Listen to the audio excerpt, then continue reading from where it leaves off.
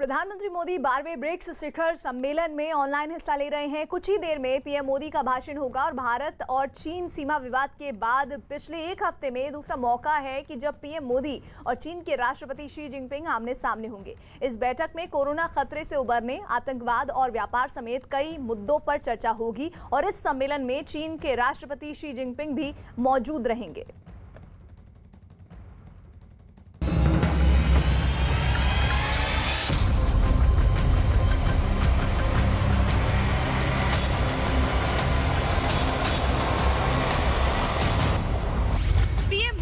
Xi Jinping फिर होंगे आमने सामने। 5 देशों के बीच 12वां ब्रिक्स शिखर सम्मेलन आज। मालाबार सैन्य अभ्यास उड़ाएगा चीन के होश। चीन के खिलाफ भारत को 4 बड़े देशों का साथ। भारत और चीन के बीच चल रहे सीमा विवाद के बीच आज भारत और चीन एक बार फिर आमने सामने होंगे, जिसमें पीएम मोदी और शी जिनपिंग का आमना सामना होगा और दोनों के बीच सीधे बातचीत भी होगी। वीडियो कॉन्फ्रेंसिंग के जरिए ये मुलाकात ब्रिक्स शिखर सम्मेलन में होगी, जिसकी अगुवाई रूस कर रहा है और इसमें भारत और चीन के अलावा ब्राजील, रूस और दक्षिण अफ्रीका भी शामिल हो रहे हैं। आज के ब्रिक्स सम्मेलन में भारतीय प्रधानमंत्री नरेंद्र मोदी और चीनी राष्ट्रपति शी जिनपिंग पिछले 10 दिनों में दूसरी बार आमने सामने होंगे। इससे पहले दोनों नेता एससीओ यानी शंघाई सहयोग संगठन की बैठक में हिस्सा लेने पहुंचे थे। एलएसी विवाद के बीच भारत चीन के आमने सामने होने पर दुनिया की नजरें हैं। ब्रिक्स देशों का ये सम्मेलन ऐसे वक्त पर हो रहा है जब इसके 2 प्रमुख सदस्य देश भारत और चीन के बीच एलएसी पर 6 महीने पहले हुई एक हिंसक झड़प के बाद से तनाव बरकरार है। अब दोनों देश ऊंचाई वाले इलाकों से सैनिकों को पीछे हटाने के प्रस्ताव पर लगातार की जा रही सैन्य स्तर की बैठकों में काम कर रहे हैं। ऐसे में माना जा रहा है कि चीन को सख्त लहजे में कोई संदेश दिया जा सकता है, जिसकी एक झलक हाल ही में पीएम मोदी के जवानों के साथ दिवाली मनाने के मौके पर दिख चुकी है। आज पूरा विश्व विस्तारवादी ताकतों से परेशान है। विस्तारवाद एक तरह से मानसिक विकृति है और 18वीं शताब्दी की सोच को दर्शाता है। इस सोच के खिलाफ भी भारत प्रखर आवाज बढ़ रहा है। एससीओ की बैठक में भारत की चीन को 2 टूक। सीमा विवाद पर पीएम का चीन को सख्त संदेश।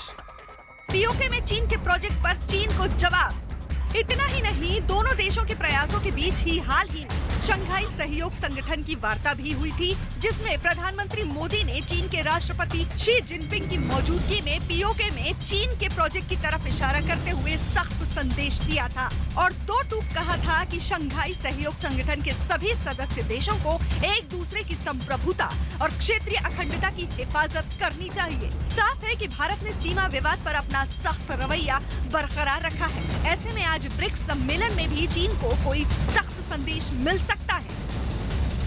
रूस के राष्ट्रपति व्लादिमीर पुतिन के न्योते पर प्रधानमंत्री मोदी 12वें ब्रिक्स शिखर सम्मेलन में ऑनलाइन हिस्सा लेंगे, जिसमें आतंकवाद, व्यापार, स्वास्थ्य, ऊर्जा के साथ ही कोरोना महामारी के चलते हुए नुकसान की भरपाई के उपाय जैसे मुद्दों पर चर्चा होगी।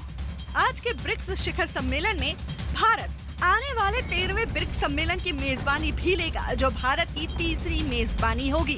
इससे पहले भारत 2012 और 2016 में भी ब्रिक्स सम्मेलन की मेजबानी कर चुका है और 2021 में होने वाले ब्रिक्स शिखर सम्मेलन की भी भारत की तैयारी जारी है। ब्रिक्स शिखर सम्मेलन के बीच एलएसी पर तनाव बरकरार है और ऊंची चोटियों पर जवान भी अपनी पूरी ताकत से डटे हुए सीमा की सुरक्षा कर रहे हैं। लद्दाख में पारा माइनस में पहुंच चुका है। गलवान, पेंगोंग और दक्षिणी पेंगोंग के इलाके की ऊंची चोटियों पर तापमान -20 से -25 तक गिर गया है। ऐसे में भारतीय सेना को अपनी जमीन बचाने के लिए हमेशा तैनात रखा जा रहा है। कड़ाके की सर्दी में सैनिकों की सेहत का ख्याल भी रखा जा रहा है और रोटेशन पर उनकी तैनाती की जा रही है। जानकारी के मुताबिक फिलहाल चोटियों पर सैनिकों को 12 से 15 दिन में बदला जा रहा है। चीन के होश उड़ाने की भारत की तैयारी। चीन के खिलाफ भारत को 3 और देशों का साथ। भारत समेत 4 देश समंदर में दिखाएंगे अपनी ताकत। भारत की रणनीति से समंदर में मुंह की खाएगा चीन। एक तरफ ब्रिक्स सम्मेलन में अंतर्राष्ट्रीय स्तर पर भारत चीन को अपनी मजबूती दिखा रहा है, तो वहीं दूसरी तरफ चीन की समंदर में विस्तार की कोशिशों को पटखनी देने की भी पूरी तैयारी कर रहा है।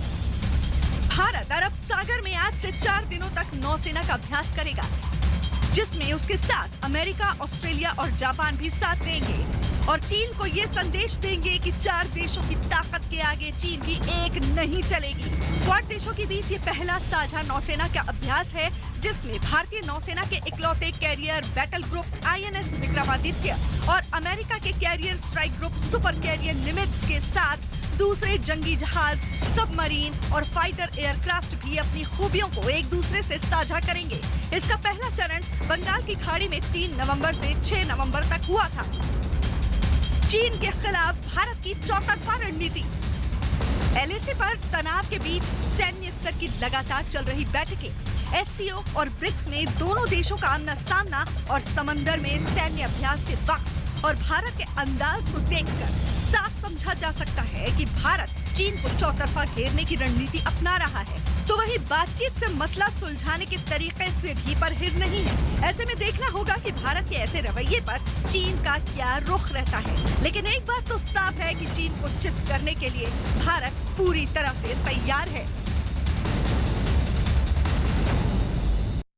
और इसी पर बात करने के लिए हमारे 2 सहयोगी जुड़ रहे हैं। रिफत जुड़े हुए हैं श्रीनगर से, साथ ही हमारे साथ जुड़े हुए हैं संदीप बोल दिल्ली से। संदीप, SCO की तरह ही इस बार ही देश की संप्रभुता, दूसरे देश की संप्रभुता और उसके सम्मान की बात की नसीहत को दोहरा सकते हैं प्रधानमंत्री?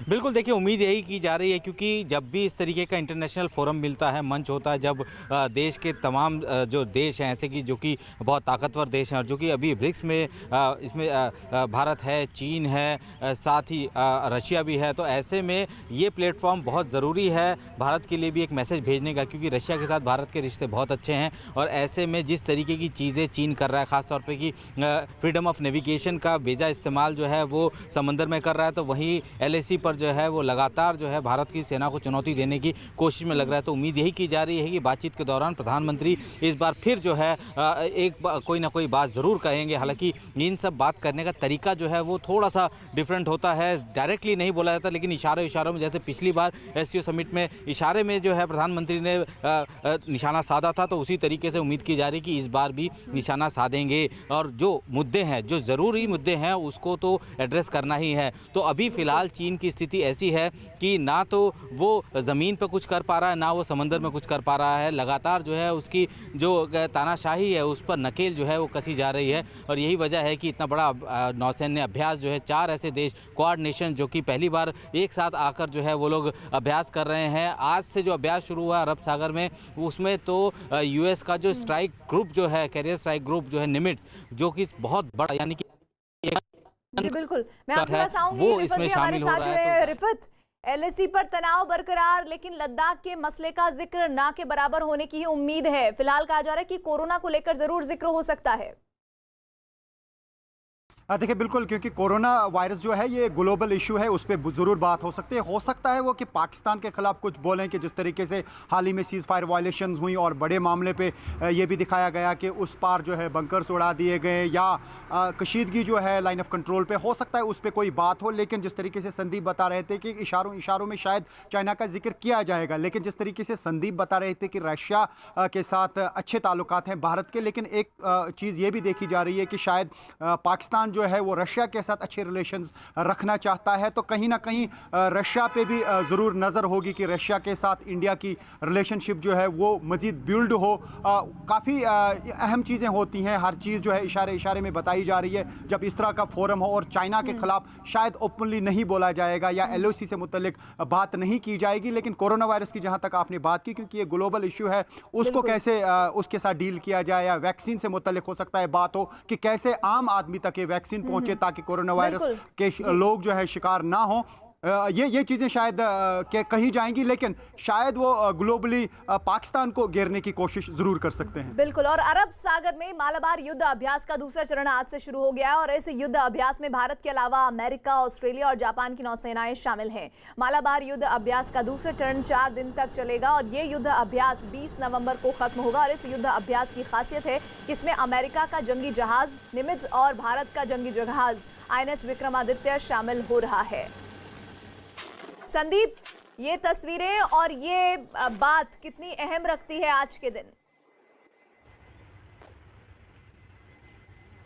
देखिए, आज के दिन के हिसाब से तो महत्वपूर्ण है ही, लेकिन अगर हम लोग बात करें इस अभ्यास की, अभ्यास जो है पहले से ही डिसाइडेड था, लेकिन जिस तरीके से 2 फेज़ में अलग अलग, यानी कि बंगाल की खाड़ी में जिस तरीके से भारतीय नौसेना ने उन 3 देशों के साथ, जिसमें कि अमेरिका है, जापान है, ऑस्ट्रेलिया तो पहली बार हिस्सा बना है। जब क्वाड देशों का गठन हुआ था, एक समूह का गठन हुआ था, उसके बाद से लगातार ये कोशिश की जा रही थी कि किसी तरीके से ये सैन्य अभ्यासों में भी एक साथ आएँ। तो अब जो है इस मलाबार 20 में जो है ये लोग एक साथ आए हैं और उसका अभ्यास जो है जारी है। सीधे तौर पर हम ये कह सकते हैं कि चाइना जिस तरीके से फ्रीडम ऑफ नेविगेशन का बेजा इस्तेमाल पूरे उस इलाके में करता रहा है, अपनी मनमानी दिखाता रहा है, और यही वजह है कि अब ये 4 देश जो हैं, भारत हो गया, ऑस्ट्रेलिया, जापान और अमेरिका, एक साथ जो है नौसेना के माध्यम से कह सकते कि समंदर के माध्यम पे उसको घेरने की कोशिश करेंगे। खास बात यह है कि चीन का सबसे ज़्यादा जो एनर्जी ट्रेड जो है, एनर्जी जो है वो इसी इलाके से होके गुजरता है, यानी कि हिंद महासागर की तरफ से होते हुए मलक्का स्ट्रेट होके वो आगे की तरफ जाता है। और ऐसे में इस सब जगह पर अगर ये अभ्यास हो रहा है, कोऑर्डिनेशन बनाई जा रही है, वेपनरी सिस्टम किस तरीके से एक दूसरे के जो जब इस्तेमाल में लाते हैं तो क्या कोऑर्डिनेट्स होते हैं, तो ये सारी चीज़ें साझा की जा रही हैं। तो आप समझ सकते हैं कि एक इशारा है चीन के लिए भी कि अगर उसने अपनी व्यापार संबंधी दिक्कतों को लेकर, तो मुमकिन है कि ब्रिक्स सम्मेलन में व्यापार संबंधी जो समस्याएं आ रही हैं और ख़ास तौर पर कोरोना काल में उन पर भी एक ठोस रणनीति होगी ताकि मिलकर देश किस तरह से मौजूदा स्थिति से निपट सके। बिल्कुल। देखिए प्रीति, ये जो कोरोना के समय में जिस तरीके से हर देश को नुकसान हुआ, ख़ास तौर पे कि जो व्यापार है वो ठप हो गए, मूवमेंट बंद हो गया हर तरीके का, तो ऐसे में कोशिश ये रहेगी कि किसी तरीके से ये सारे जो 5 देश हैं ये मिलके जो है जो एक योर एक्सलेंसी राष्ट्रपति बोल्सोनारो, सबसे पहले मैं ब्रिक्स के सफल संचालन के लिए राष्ट्रपति पुतिन को बधाई देता हूं। आपके गाइडेंस और इनिशिएटिव की वजह से वैश्विक महामारी के समय में भी ब्रिक्स अपनी गति को बरकरार रख पाया है। अपनी बात आगे रखने से पहले मैं प्रेसिडेंट रामाफोसा को जन्मदिवस की शुभकामनाएं देता हूं। एक्सेलेंसीज, इस साल के समिट का theme BRICS partnership for global stability, shared security and innovative growth प्रासंगिक तो है ही, किंतु दूरदर्शी भी है। विश्व में महत्वपूर्ण जियो स्ट्रैटेजिक बदलाव आ रहे हैं जिनका प्रभाव स्टेबिलिटी, सिक्योरिटी और ग्रोथ पर पड़ना और पड़ता रहेगा, और इन तीनों क्षेत्रों में ब्रिक्स की भूमिका अहम होगी। एक्सेलेंसीज, इस वर्ष दूसरे विश्व युद्ध की 75वीं वर्षगांठ पर हम वीर गति पाए सैनिकों को श्रद्धांजलि देते हैं। भारत से भी 2.5 मिलियन से अधिक वीर इस युद्ध में यूरोप, अफ्रीका और साउथ ईस्ट एशिया जैसे कई फ्रंट्स पर सक्रिय थे। इस वर्ष यूनाइटेड नेशंस की स्थापना की 75वीं वर्षगांठ भी है। यूएन के एक संस्थापक सदस्य के रूप में भारत मल्टीलेटरलिज्म का दृढ़ समर्थक रहा है। भारतीय संस्कृति में भी पूरे विश्व को एक परिवार की तरह माना गया है अतः हमारे लिए यूएन जैसी संस्था का समर्थन स्वाभाविक था। यूएन के मूल्यों के प्रति हमारा कमिटमेंट अडिग रहा है। पीस कीपिंग ऑपरेशंस में सबसे अधिक वीर सैनिक भारत ने ही खोए हैं, किंतु आज मल्टीलेटरल सिस्टम एक संकट के दौर से गुजर रहा है। ग्लोबल गवर्नेंस के संस्थानों की क्रेडिबिलिटी और इफेक्टिवनेस दोनों पर ही सवाल उठ रहे हैं। इसका प्रमुख कारण यह है कि इनमें समय के साथ उचित बदलाव नहीं आया। ये अभी भी 75 साल पुराने विश्व की मानसिकता और वास्तविकता पर आधारित है। भारत का मानना है कि यूएन सिक्योरिटी काउंसिल में रिफॉर्म्स बहुत ही अनिवार्य है। इस विषय पर हमें अपने ब्रिक्स पार्टनर्स के समर्थन की अपेक्षा है। यूएन के अतिरिक्त कई अन्य अंतर्राष्ट्रीय संस्थाएं भी वर्तमान वास्तविकताओं के अनुसार काम नहीं कर रहे हैं। डब्ल्यूटीओ, आईएमएफ, डब्ल्यूएचओ जैसे इंस्टीट्यूशंस में भी सुधार होना चाहिए। एक्सेलेंसीज, आतंकवाद आज विश्व के सामने सबसे बड़ी समस्या है। हमें यह सुनिश्चित करना होगा कि आतंकवादियों को समर्थन और सहायता देने वाले देशों को भी दोषी ठहराया जाए और इस समस्या का संगठित तरीके से मुकाबला किया जाए। हमें खुशी है कि रूस की अध्यक्षता के दौरान ब्रिक्स काउंटर टेररिज्म स्ट्रेटेजी को अंतिम रूप दे दिया गया है। यह एक महत्वपूर्ण उपलब्धि है और भारत इस कार्य को अपनी अध्यक्षता के दौरान और आगे बढ़ाएगा। एक्सेलेंसी, कोविड के बाद की वैश्विक रिकवरी में ब्रिक्स इकोनॉमीज की अहम भूमिका होगी। हमारे बीच विश्व की 42%, 42% से अधिक आबादी बसती है और हमारे देश ग्लोबल इकोनॉमी के मुख्य इंजन में से हैं। ब्रिक्स देशों के बीच आपसी व्यापार बढ़ाने का बहुत स्कोप है। हमारे आपसी संस्थाएं और सिस्टम्स जैसे BRICS, interbank cooperation mechanism, new development bank, contingent reserve arrangement और कस्टम्स कोऑपरेशन आदि भी वैश्विक रिकवरी में हमारे योगदान को इफेक्टिव बना सकते हैं। भारत में हमने आत्मनिर्भर भारत अभियान के तहत एक व्यापक रिफॉर्म प्रोसेस शुरू किया है।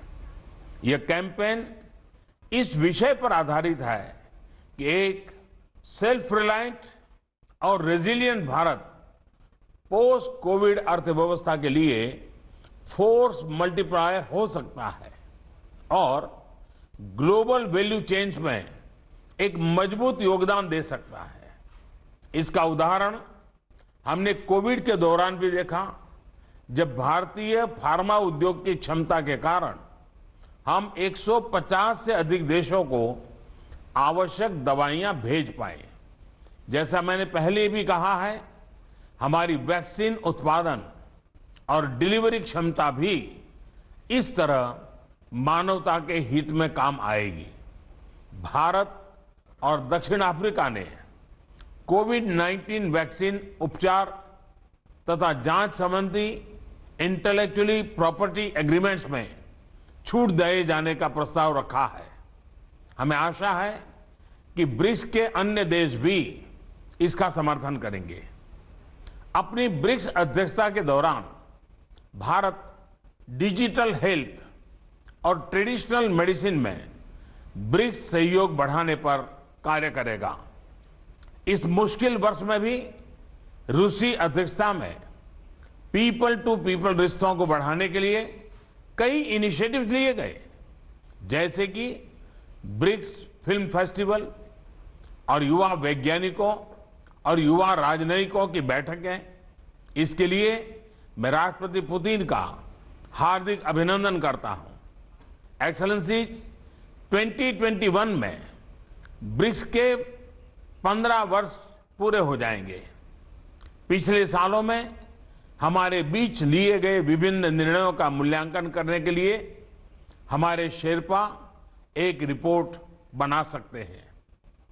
2021 में अपनी अध्यक्षता के दौरान हम ब्रिक्स के तीनों स्तंभों में इंट्रा ब्रिक्स सहयोग को मजबूत करने का प्रयत्न करेंगे। हम इंट्रा ब्रिक्स एकजुटता को बढ़ाने और इस उद्देश्य के लिए ठोस संस्थागत फ्रेमवर्क डेवलप करने का प्रयास करेंगे। मैं फिर एक बार राष्ट्रपति पुतिन के सभी प्रयासों का अभिनंदन करते हुए मेरी बात को समाप्त करता हूं। धन्यवाद। तो पीएम मोदी ने विश्व के संगठनों में सुधार की जरूरत पर लगातार बात कही है। आतंकवाद के समर्थक देशों को दोषी करार दिया है जिस तरह के हालात बिगड़ रहे हैं। नाम लिए बिना ही पाकिस्तान पर उन्होंने बड़ा हमला किया है, जिस बात का जिक्र हम लगातार कर रहे थे कि आज पाकिस्तान को इशारों में संदेश देने की कोशिश प्रधानमंत्री करेंगे। जिस तरह से लगातार सीजफायर का उल्लंघन पाकिस्तान की तरफ से हो रहा है, तो ब्रिक्स सम्मेलन में पाकिस्तान पर हमला बोला है प्रधानमंत्री ने। बिना नाम लिए ये हमला उन्होंने किया है। आतंक का समर्थन करने वालों का विरोध हो, ये एक साफ संदेश है कि किस तरह से ब्रिक्स के देशों को इस मामले पर साथ आना चाहिए। आतंकवाद विश्व की सबसे बड़ी समस्या है। पीएम ने नाम लिए बिना पाकिस्तान पर हमला बोला है, जिसमें उन्होंने कहा है कि आतंक का समर्थन करने वालों का विरोध हो और इसमें सीधे तौर पर निशाना पाकिस्तान पर है। आतंकवाद विश्व की सबसे बड़ी समस्या है। आतंकवाद वो समस्या है जिसके जरिए कभी भी विकास के बारे में नहीं सोचा जा सकता है। आतंकवाद आज विश्व के सामने सबसे बड़ी समस्या है। हमें यह सुनिश्चित करना होगा कि आतंकवादियों को समर्थन और सहायता देने वाले देशों को भी दोषी ठहराया जाए और इस समस्या का संगठित तरीके से मुकाबला किया जाए। हमें खुशी है कि रूस की अध्यक्षता के दौरान ब्रिक्स काउंटर टेररिज्म स्ट्रेटेजी को अंतिम रूप दे दिया गया है। यह एक महत्वपूर्ण उपलब्धि है और भारत इस कार्य को अपनी अध्यक्षता के दौरान और आगे बढ़ाएगा। तो लगातार कहा जा रहा था कि जिस तरह से सीजफायर का उल्लंघन पाकिस्तान ने किया है और कई जगह पर गोलाबारी की है, उसी के तहत प्रधानमंत्री एक मैसेज जरूर दे सकते हैं और ऐसा ही हुआ। आतंकवाद विश्व की सबसे बड़ी समस्या है और उन्होंने सीधे तौर पर यह कहा है कि जो देश इसका समर्थन कर रहे हैं उनका विरोध होना चाहिए। विश्व में रणनीतिक बदलाव आ रहे हैं, लेकिन उन बदलावों के लिए आतंक से लड़ाई जरूरी है। आतंक विश्व की सबसे बड़ी समस्या है। संदीप बोल हमारे साथ, हमारे सहयोगी जुड़े हैं। संदीप, ब्रिक्स के मंच से एक बड़ा संदेश पाकिस्तान के लिए।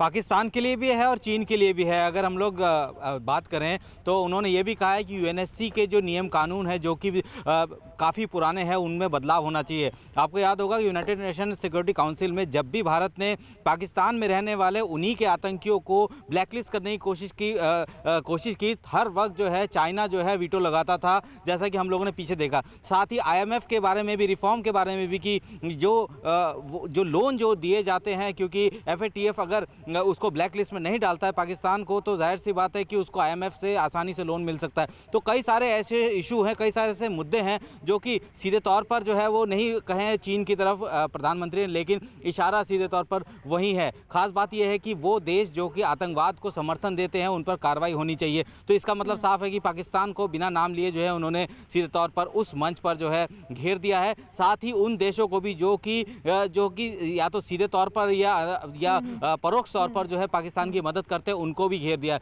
तो जाहिर सी बात है इस वक्त पाकिस्तान का सबसे अच्छा दोस्त कौन है? वो है चीन। ऑल वेदर फ्रेंड जो है एक दूसरे को मानते हैं लोग। और ऐसे में अगर प्रधानमंत्री उस मंच पे जहाँ पे कि शी जिनपिंग भी मौजूद हैं, रशिया के प्रेसिडेंट भी है, तो वहाँ पे अगर वो सीधे तौर पर ये बात कहते हो तो एक बड़ा मैसेज जो है प्रधानमंत्री की तरफ से दे दिया गया है कि उन सारे देशों को जो है उन पर भी कार्रवाई होनी चाहिए। संदीप, व्यूवर्स को आतंक समर्थित देशों का विरोध होना चाहिए, ये बात प्रधानमंत्री ने कही है, और पूरे विश्व को एक साथ आतंक के खिलाफ आना चाहिए, उनका विरोध करना चाहिए। ये साफ संदेश पाकिस्तान और चीन को है, जो लगातार माहौल को खराब करने की कोशिशें चाहे एलएसी हो या फिर एलओसी वहां पर करते रहे हैं। और एक बार फिर से प्रधानमंत्री ने आतंकवाद पर किस तरह से पाकिस्तान को घेरा है, सुनिए। आतंकवाद आज विश्व के सामने सबसे बड़ी समस्या है। हमें यह सुनिश्चित करना होगा कि आतंकवादियों को समर्थन और सहायता देने वाले देशों को भी दोषी ठहराया जाए और इस समस्या का संगठित तरीके से मुकाबला किया जाए। हमें खुशी है कि रूस की अध्यक्षता के दौरान ब्रिक्स काउंटर टेररिज्म स्ट्रेटेजी को अंतिम रूप दे दिया गया है। यह एक महत्वपूर्ण उपलब्धि है और भारत इस कार्य को अपनी अध्यक्षता के दौरान और आगे बढ़ाएगा। यूएनएससी में भी बदलाव को लेकर उन्होंने कहा कि जरूरी कदम उठाए जाने चाहिए और साथ ही साथ कोरोना को लेकर उसके खतरे का भी जिक्र प्रधानमंत्री ने कहा है। और संदीप हमारे साथ जुड़े हुए हैं। संदीप, पाकिस्तान पर इस तरह का बिना नाम लिए संदेश देना जरूरी था, क्योंकि हाल फिलहाल में जिस तरह से उसने एलओसी को किस तरह से वहां पर उल्लंघन लगातार किया और कई जगह पर, कई हमारे ठिकानों पर उसने हमले किए हैं।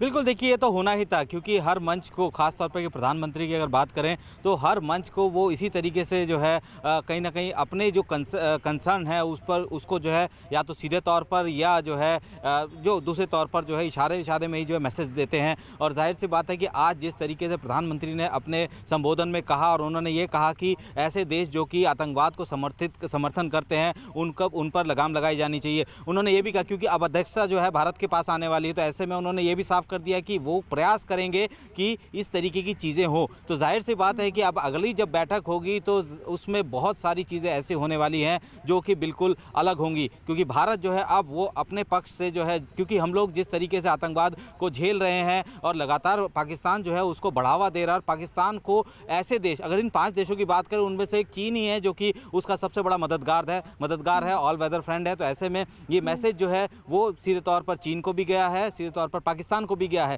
कि जिस तरीके से वो लगातार सीज़फायर वायलेशन कर रहा है, खास तौर पे कि भारतीय जो लोग हैं जो कि सीमा के पास रहते हैं, एलओसी के पास रहते हैं, उनको वो जान के टारगेट करता है, जान के निशाना बनाता है। तो जाहिर सी बात आपने की है। इसी पर मैं सीधे रिफत से भी बात करना चाहती हूँ। रिफत, इस बात को लेकर लगातार आप भी संकेत दे रहे थे कि पाकिस्तान को भी एक मैसेज दिया जाएगा, और ये जो मैसेज है वो सिर्फ कहने के लिए नहीं है। एक बार फिर से हम आपको बता रहे हैं कि पाकिस्तान जो कुछ कर रहा है उसकी बदनीयती के अंजाम बहुत बुरे आगे भी हुए हैं और आने वाले दिनों में भी होते रहेंगे। ये संदेश है प्रधानमंत्री का। देखिए प्रीति, जैसा मैंने पहले ही कहा था, जब शुरू हुई थी स्पीच उससे पहले मैंने ये कहा था कि पाकिस्तान को घेरने की कोशिश की जाएगी और इनडायरेक्टली बातें की जाएंगी, डायरेक्टली किसी का नाम नहीं लिया जाएगा और कोरोना वायरस पे बात होगी, ऐसा ही देखने को मिला। लेकिन साथ ही मैं आपको यहाँ रोक रही हूँ, प्रधानमंत्री ने ब्रिक्स सम्मेलन में क्या कहा है और बातें सुनिए। इस वर्ष दूसरे विश्व युद्ध की 75वीं वर्षगांठ पर हम वीर गति पाए सैनिकों को श्रद्धांजलि देते हैं। भारत से भी 2.5 मिलियन से अधिक वीर इस युद्ध में यूरोप, अफ्रीका और साउथ ईस्ट एशिया जैसे कई फ्रंट्स पर सक्रिय थे। इस वर्ष यूनाइटेड नेशंस की स्थापना की 75वीं वर्षगांठ भी है। यूएन के एक संस्थापक सदस्य के रूप में भारत मल्टीलेटरलिज्म का दृढ़ समर्थक रहा है।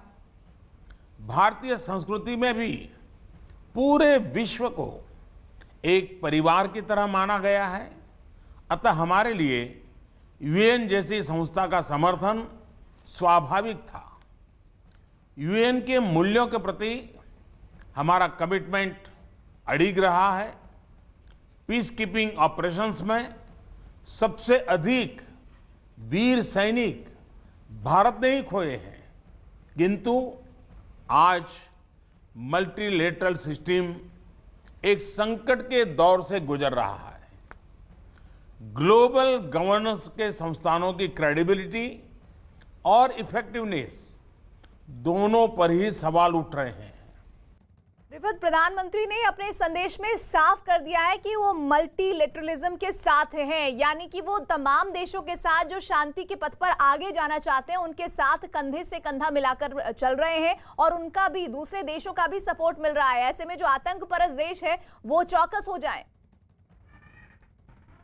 देखिए प्रीति, ये बहुत समझने वाली बात है जिस तरीके से प्राइम मिनिस्टर ने यूएन पे भी निशाना साधा, डब्ल्यूएचओ पे या आईएमएफ पे, और उन्होंने ये कहा डब्ल्यूटीओ पे भी उन्होंने ये कहा कि यूएनएससी, खासतौर से उन्होंने कहा कि यूएन के लिए जो कंट्रीब्यूशन इंडिया का है, उन्होंने अपने ज़्यादा जवान खोए हैं पीस कीपिंग मिशंस में, यानी कि वो साफ चाहते हैं कि पूरी भागीदारी उसमें भारत की हो। यूनाइटेड नेशन सिक्योरिटी काउंसिल में या जितने भी बड़े बड़े फैसले लेने होंगे उसमें भारत की पार्टनरशिप बहुत ज़रूरी है। ये एक संदेश था। उन्होंने इनडायरेक्टली यही बात कही और साथ ही उन्होंने कहा कि आईएमएफ की बात की, उसमें भी अगर रिफॉर्म्स की जरूरत है, उसमें बदलाव लाने की जरूरत है, या डब्ल्यूएचओ में, वर्ल्ड हेल्थ ऑर्गेनाइजेशन की उन्होंने बात की। तो ये उनका संदेश था कि जहां जहां भारत कमजोर है वहां पे भारत, जैसे बता रहे हैं आप, प्रधानमंत्री ने कहा है कि संस्थाओं में करने की जरूरत है और उसमें उन्होंने यूएनएससी का भी नाम लिया है। प्रधानमंत्री ने व्यापार को लेकर किस तरह की बात कही है ब्रिक्स में, वो भी सुनिए। वैश्विक रिकवरी में ब्रिक्स इकोनॉमीज की अहम भूमिका होगी। हमारे बीच विश्व की 42%, 42% से अधिक आबादी बसती है और हमारे देश ग्लोबल इकोनॉमी के मुख्य इंजन में से हैं। ब्रिक्स देशों के बीच आपसी व्यापार बढ़ाने का बहुत स्कोप है। हमारे आपसी संस्थाएं और सिस्टम्स जैसे BRICS, interbank cooperation mechanism, new development bank, contingent reserve arrangement और कस्टम्स कोऑपरेशन आदि भी वैश्विक रिकवरी में हमारे योगदान को इफेक्टिव बना सकते हैं। भारत में हमने आत्मनिर्भर भारत अभियान के तहत एक व्यापक रिफॉर्म प्रोसेस शुरू किया है। यह कैंपेन इस विषय पर आधारित है कि एक सेल्फ रिलायंट और रेजिलिएंट भारत पोस्ट कोविड अर्थव्यवस्था के लिए फोर्स मल्टीप्लायर हो सकता है और ग्लोबल वैल्यू चेन्स में एक मजबूत योगदान दे सकता है। संदीप, दो बातें प्रधानमंत्री ने कही व्यापार को बढ़ाने के लिए। उन्होंने कहा ब्रिक्स देशों में इतनी ज्यादा कुव्वत है कि वो अपने व्यापार संबंधी चीजों को आगे बढ़ा सकते हैं और एक दूसरे की अर्थव्यवस्था को मजबूत कर सकते हैं, और साथ ही उन्होंने वोकल फॉर लोकल और आत्मनिर्भर भारत का भी जिक्र किया है बिना नाम लिए। प्रीति, देखिए जैसे खुद प्रधानमंत्री ने कहा कि तकरीबन 42% जनसंख्या जो है इस पूरे कॉन्टिनेंट में है और ऐसे में यहाँ पे सबसे बड़ा बाज़ार किसको देखा जाता है, वो भारत है। सबसे बड़ा जो रॉ मटेरियल जो सप्लाई करता है या जो बिज़नेस जो है सबसे ज़्यादा वो चीन करता है। तो ऐसे में भारत ने जो आत्मनिर्भर भारत का एक रिफॉर्म जो है शुरू किया है, वो जो है उन्होंने इस मंच पे साफ कर दिया है कि भारत जो है अब आत्मनिर्भर भारत है, यानी कि भविष्य में अगर व्यापार या व्यवसाय अगर होना है या जो पोस्ट कोविड के बाद जो भी सिचुएशन बनेगी, कितने भी ये 5 जो देश हैं इनके बीच में व्यापारिक जो दोस्ती बढ़ेगी, उसमें जो है आत्मनिर्भर भारत का एक बहुत बड़ा रोल होगा। जो रिफॉर्म भारत सरकार की तरफ से, प्रधानमंत्री की तरफ से आत्मनिर्भर भारत का भी चलाया जा रहा है, वो आने वाले दिनों में एक ऐसी शक्ल लेगा जो कि पूरी दुनिया में जो है जिसको जो है लोग सराहेंगे भी और भारत के साथ व्यापार करने के लिए आएंगे भी। तो यही वजह है कि वो सीधे तौर पर जो है एक मैसेज वो उन्होंने दे दिया है कि आने वाले समय में जो व्यापारिक रिश्ते इन सब 5 देशों के बीच में होने चाहिए, उसकी भी एक रूपरेखा जो है वो तैयार ज़रूर हो रही है। और उम्मीद की जा रही है कि जो हमारा जो आत्मनिर्भर भारत है, जिसमें कि भारतीय छोटी छोटी कंपनीज़ को जो है जिनमें की कैपेबिलिटीज़ हैं वो हम यहाँ बनाते थे लेकिन बेचते बाहर थे, लेकिन अब वो जो है भारत में ही सारा व्यापार जो है भारत से जाएगा। तो एक तरीके से एक बड़ी पिक्चर, बड़ी तस्वीर जो है वो ब्रिक्स देशों के सामने जो है रखी गई है प्रधानमंत्री की तरफ से कि आत्मनिर्भर भारत जो है वो आने वाले दिनों में। संदीप, टेररिज्म पर प्रधानमंत्री ने कैसे पाकिस्तान को घेरा है, आइए एक बार फिर सुनिए। आतंकवाद आज विश्व के सामने सबसे बड़ी समस्या है। हमें यह सुनिश्चित करना होगा कि आतंकवादियों को समर्थन और सहायता देने वाले देशों को भी दोषी ठहराया जाए और इस समस्या का संगठित तरीके से मुकाबला किया जाए। हमें खुशी है कि रूस की अध्यक्षता के दौरान ब्रिक्स काउंटर टेररिज्म स्ट्रेटेजी को अंतिम रूप दे दिया गया है। यह एक महत्वपूर्ण उपलब्धि है और भारत इस कार्य को अपनी अध्यक्षता के दौरान और आगे बढ़ाएगा। रिफत हमारे साथ है। रिफत, प्रधानमंत्री के आतंकवाद पर इस बयान को कितना कड़ा संदेश माना जाए पाकिस्तान के लिए?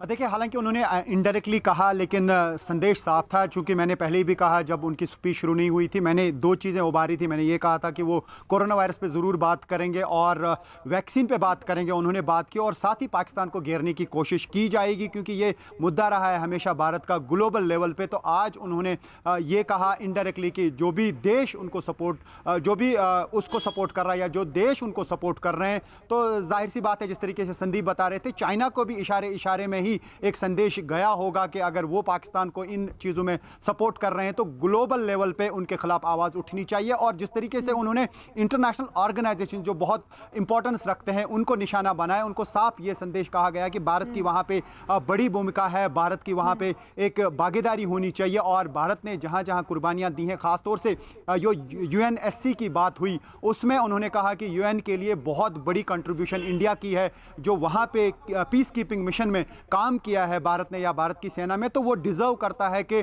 चेंजेस की जो उन्होंने बात की उसका मतलब यही था कि जो हिस्सा वहाँ पे या जो स्टैंड या ये कहें कि जो फैसले में एक बराबर का शरीक होना चाहिए भारत, उनको वो मिलना चाहिए वो हक जो अभी तक। अपनी भागीदारी को और मजबूत करने की ओर भी उन्होंने अपनी बात को रखा है। एक बार फिर से आपको सुनवाते हैं ब्रिक्स सम्मेलन में, वर्चुअल सम्मेलन में क्या कहा है प्रधानमंत्री ने। आतंकवाद विश्व की सबसे बड़ी समस्या है और इस समस्या के खिलाफ सभी देशों को आगे आना चाहिए। प्रधानमंत्री ने पाकिस्तान का नाम लिए बगैर इस तरह का हमला पाकिस्तान पर बोला है। बीते दिनों जिस तरह से सीज़फायर का उल्लंघन लगातार पाकिस्तान कर रहा है, ये कड़ा संदेश प्रधानमंत्री मोदी की तरफ से। और आतंकवाद का समर्थन करने वाले देश दोषी हैं और आतंकवाद समर्थक देशों का विरोध जरूरी है। ये बात साफ संकेत कि किस तरह से पाकिस्तान की तरफ से की जा रही आतंकवादी गतिविधियों को बिल्कुल बर्दाश्त नहीं किया जाएगा और इस पर कड़ाई से एक्शन लिया जा रहा है, आने वाले दिनों में और लिया जाएगा। साथ ही प्रधानमंत्री ने कोरोना पर ब्रिक्स की भूमिका पर अहम बात रखी है। उन्होंने कहा है कि हम कैसे मौजूदा समय में मिलकर अपने व्यापार को बढ़ावा दे सकते हैं। 150 से ज्यादा देशों को उन्होंने बताया कि भारत ने किस तरह से दवाई भेजी है। ब्रिक्स देश अर्थव्यवस्था के इंजन के तौर पर काम कर सकते हैं और सभी एक दूसरे को अगर सपोर्ट करते हैं तो इस इंजन की रफ्तार अपने आप में ही जबरदस्त होगी। बिना नाम लिए जहां प्रधानमंत्री ने पाकिस्तान पर हमला किया, आतंकवाद का नाम लिया है कि आतंकवाद का समर्थन करने वाले देशों का विरोध होना चाहिए।